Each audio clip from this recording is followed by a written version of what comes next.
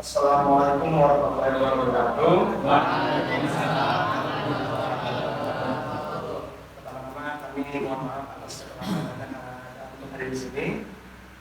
Singkat saja, kami mahasiswa Universitas Dinas Selatan Informatika Jatiluhur ini izin minta waktu adik-adik sekalian untuk membantu kami mengisi tugas untuk nilai ujian akhir semester kami. Singkatan kami nomor 3, nama saya Rian Surya Pratama. Nama saya Fardan Abdul Fadilah, dari nama saya Muhammad Hafiz. Nama saya Raisa Nabila Subeda. Nama saya Raisa Nabila. Kami di sini akan membawakan tema presentasi berjudul kontribusi Islam dalam perkembangan ilmu pendidikan dan kehidupan sosial. Materi yang akan disampaikan oleh Kak Aki, membantu dalam presentasi juga. Sekiranya udah siap semuanya.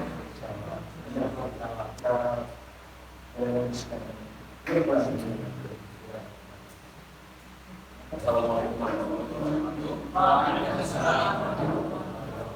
Saya di sini akan menjelaskan kontribusi Islam dalam perkembangan ilmu dan pengetahuan, dan di mana kontribusi Islam sudah dibawa dari zaman pemasaran Islam, yaitu sekitar di abad ke-8 hingga abad ke-14. Di abad itu masa Islam sangatlah emas sekali, bisa dibilang adalah masa kejayaan Islam, dikarenakan Islam sendiri berkembang di negara Arab. Kenapa bisa negara Islam sangat berkembang di negara Arab? Terutama dalam masalah ekonomi, pengetahuan, dan budaya. Karena pada zaman itu belum ada transportasi yang memadai, hingga akhirnya rute yang biasa dijadikan perdagangan adalah rute Arab. Itulah yang menyebabkan kenapa negara-negara Islam pada zaman dahulu itu berdirinya pastel-pastel, mungkin kerajaan-kerajaan yang sangat hebat. Dikarenakan ya seperti tadi, rute perdagangan di sini sangat dibutuhkan bagi negara-negara Islam. Tidak seperti negara India, Cina, yang mereka di mana menjadi maju dikarenakan bangsa pertanian. Mereka bertani enggak ya, mereka dipercaya akan budaya kekayaan alam tersebut. Di zaman dari abad ke-8 hingga ke-14 didirikanlah Pos Islam di Baghdad, yang dimana tempat itu jadi tempat berkumpulnya para sarjana Islam, yang dimana mereka memperdalam ilmu-ilmu yang ada di zaman saat itu. Mereka tidak membaca saja, mereka mengembangkan ilmu-ilmu tersebut hingga akhirnya lahirlah sarjana-sarjana Muslim seperti Al-Khawarizni, yang dimana mengemukakan al-jabar, lalu terdapat Al-Fitan yang memberikan kontribusi signifikan dalam bidang algebra dan optik.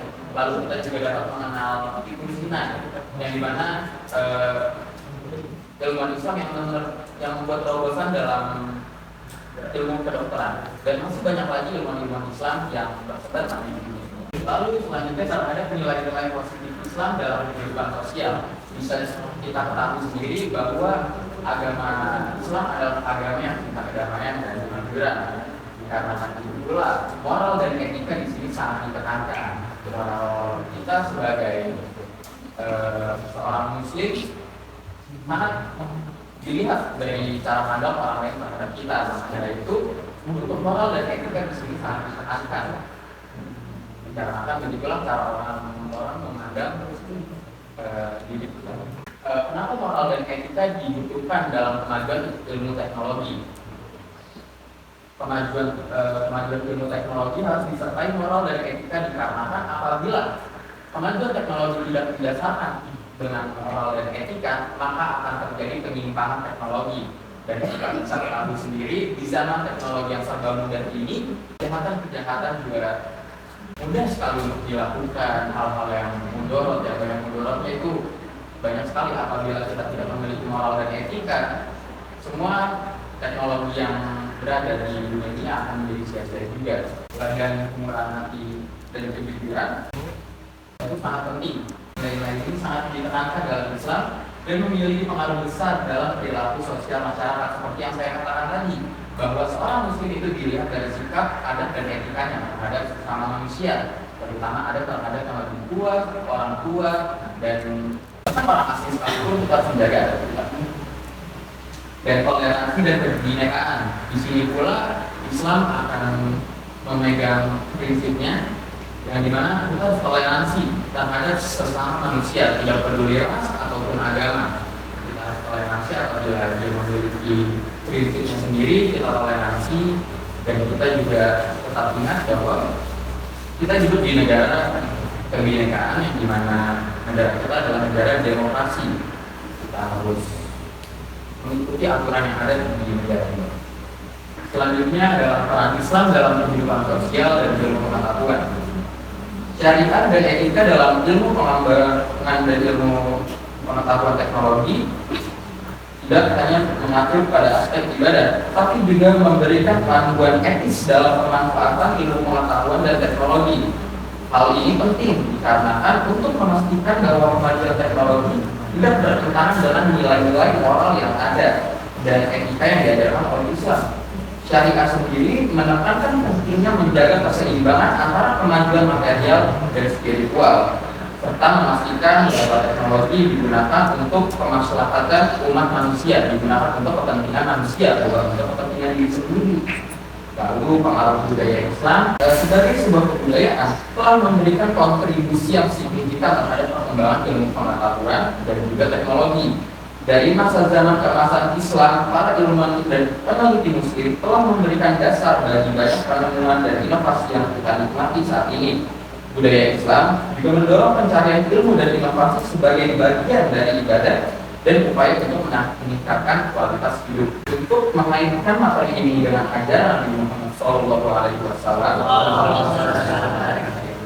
saya ingin menyampaikan satu hadis yang berkaitan, yaitu hadis tentang keilmuan. Rasulullah SAW bersabda, barang siapa yang menempuh suatu jalan untuk mencari ilmu, maka Allah akan memudahkan baginya jalan menuju surga. Itu pula menjadi motivasi kita bagi seorang muslimin untuk terus-menerus mempelajari ilmu, tidak bermalas-malasan dikarenakan jaminannya pun juga tidak main-main. Kita bisa dijadikan surga di akhirat kelak.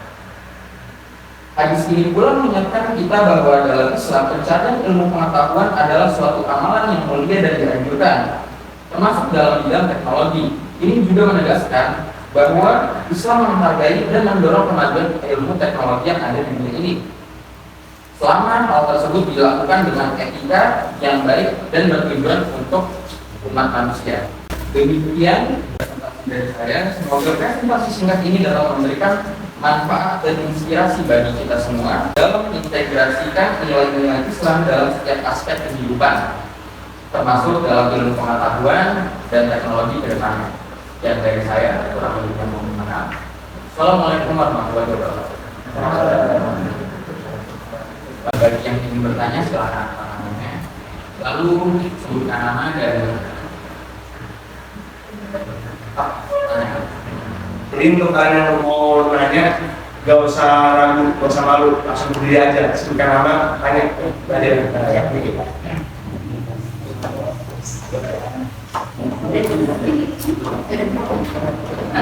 Masya Allah.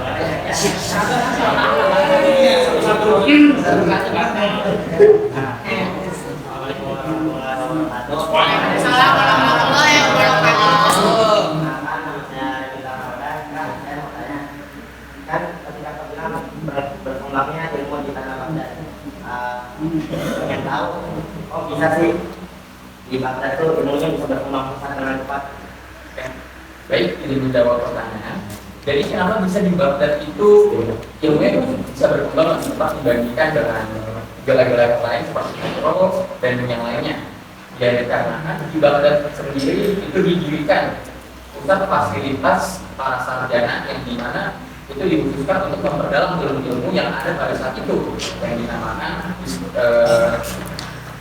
Wisdom, yang dimana itulah tempat terjadi perkumpulan. Jadi bisa dikatakan bahwa bangunan itulah yang menyebabkan para sarjana bersifat hilang di dalam tempat tersebut. Assalamualaikum warahmatullahi wabarakatuh. Perkenalkan, saya Ustaz Ibn Maulana. Saya berkunjung. Maaf Kak, saya ingin bertanya, adanya ilmu pengetahuan di Indonesia dari mana Kak? Ilmu pengetahuan Di Indonesia. ingin menjawab pengetahuan bisa datang ke Indonesia dikarenakan datang dari jalur perdagangan yang dimana negara kita jadi tempat persinggahan dari negara-negara lain, tidak hanya negara Arab tapi dari negara-negara lain, dari Eropa. Dari situlah kita bertukar pikiran, dari infrastruktur berdagang itulah sebagian para pedagang menetap di negara ini dan mereka berbagi informasi kepada para pengunjung. Assalamualaikum warahmatullahi wabarakatuh. Waalaikumsalam warahmatullahi wabarakatuh. Perkenalkan, nama saya Muhammad Kamal Alefari. Saya ingin bertanya bagaimana cara men-treatment antara murid yang pintar dan tidak pintar. Kalau jawaban yang informal, kalau yang pintar bersyukur, kalau enggak ya kau belajar yang tidak sopan. Tapi kita bahas yang sopan. Nah, salah satunya apa? Pendekatan individual. Yang dimaksud begini. Nah, kalau siswa pintar sama siswa tidak pintar, ini kan jauh beda. Siswa pintar sama tidak pintar. Nah, kalau itu berarti yang pertama pendekatan individual. Maksudnya apa? Ya, pendekatan dirinya beda. Kalau yang sudah pintar, misalnya yang ini pintar, yang ini enggak. Kalau yang pintar, jadi dia pintar. Akhirnya kalau udah pintar disuruh ngapain? Ya, udah nanti dalam sistem pembelajaran itu mencoba untuk berpikir lebih kreatif. Artinya apa? Kenapa ini anak tidak pintar? Ya karena dia paham isi buku itu dan dapat status dalam ujian, benar nggak? Ya. Tapi ketika disuruh membahas cara bikin software, ngerti nggak? Ya. Itu yang kita maksud. Jangan pintar dalam hal ini aja. Pintar di sini, pintar di luar. Maka dari itu ketika sudah pintar, maka harus kreatif. Cari cara untuk pelajari hal-hal yang di luar. Itu untuk yang sudah pintar. Namun kalau yang belum pintar, artinya mesti diberikan bimbingan yang lebih tanda petik keras. Artinya apa? Artinya jikalau taruhlah misalnya dalam satu kelas ada yang pintar, nggak pintar. Kalau misalnya saya jadi guru, yang pintar saya ngajarin kok. Udah paham kan? Udah paham? Kerjain tugas. Dan saya kumpulin. Ya kalau yang nggak pintar gimana? Yang nggak pintar tak bisa dulu. Selama yang pintar ngerjain tugas, yang pintar tak kasih waktu tambahan. Ayo, nggak ngerti apa? Tanya dia pintar. Berapa lama aja? Ini ada waktu misalnya. Ini kan soal ini mereka misalnya sejam misalnya.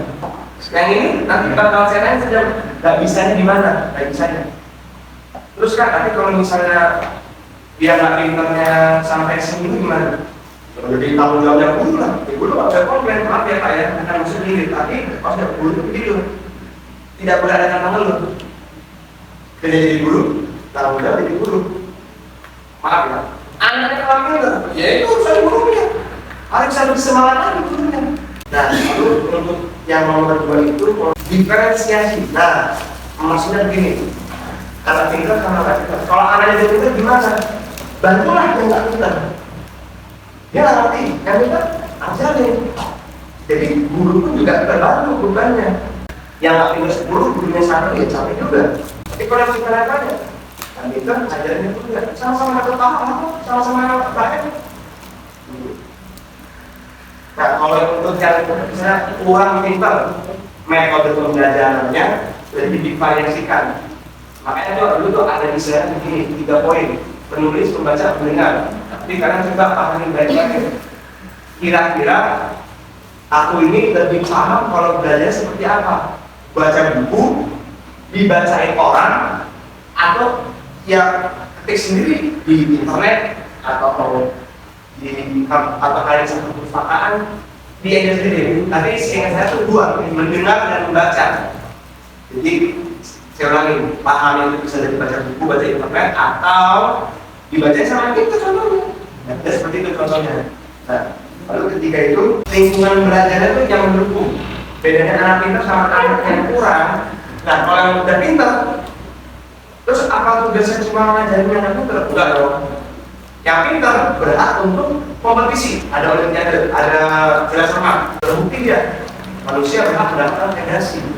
Itulah gunanya menjadi orang pintar. Tapi kalau yang nggak pintar gimana? Nah, kalau yang nggak pintar itu dukungannya bukan cuma ayo semangat, nah besok ujian, Pak pintar dong, mungkin gitu. Motivasinya mulai dari keluarganya sendiri ya, motivasi ibu bapaknya orang kasih tahu, misalnya gitu. Kita kedua, kan saya ini kan pesantren ya, harus dapat dukungan dari siapa? Dari lingkungan kita, saling support. Misalnya, oh, lu kalau pintar, nggak apa-apa, lu juga kita belajar bareng. Enak, nggak perlu tuh kata-kata ngatain, bully-bully segala macam nggak perlu. Yang ada saling isi. Kalian keluar dari sini, kompak sama makin semua kan enak, bener nggak? Nah, sama satu lagi, evaluasi. Kalau evaluasinya itu beda gini. Kalau yang udah pintar, tinggal dilihat dari nilainya, cara belajarnya, nyamannya, atau sama guru segala macam. Nah, kalau yang nggak pintar, kok analisanya beda, bukan berdasarkan nilai. Tapi tanya dulu, coba pelajaran matematika enak nggak belajarnya? Kalau dia bilang enak, lanjut. Kalau nggak enak, tanya kenapa nggak enak belajar matematika? Susahnya gimana? Cara mendukungnya beda. Jadi kesimpulannya adalah jangan masuk. Misalnya gini, kesimpulannya tuh pintar dan tidak pintar memang berbeda. Tapi itu bukan alasan kalau kalian tidak bisa berbeda. Itu saling mengisi. Ingat apa kata saya tadi, kalian lulus dari sini keluar jadi orang pintar semua. Amin. Jadi orang pintar semua, dunia banyak, ilmunya banyak, gunanya banyak, betul nggak? Jadi kita lihat apa yang sama ya. Cara bedain pintar orang itu gimana? Treatmentnya memang beda. Tapi bukan berarti kamu tidak gitu. Tapi apalagi jelek, enggak, jangan ya, jangan gitu ya. Tapi apa? Gue bakal pintar kayak dia. Salah.